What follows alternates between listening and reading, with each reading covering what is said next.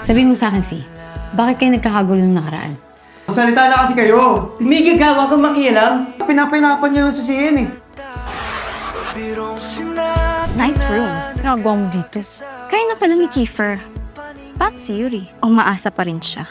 You'll regret being with Kiefer. Trust me. I've been there. Camping! Camping! Yeah, Campus Rock, baby! Yes! Isa ba yan? Si Kiefer yan, no? Makawala din naman to, gagaling din pa. Ang ganda-ganda mo na. Kaya tumigil ka na! Kala mo wala akong alam sa inyo? Ano ba gusto mo? Gusto kong makita yung reaction mo kapag nalaman mo ginawa ng dalawang yun sa akin. Pagkakamali lang namin yun noon.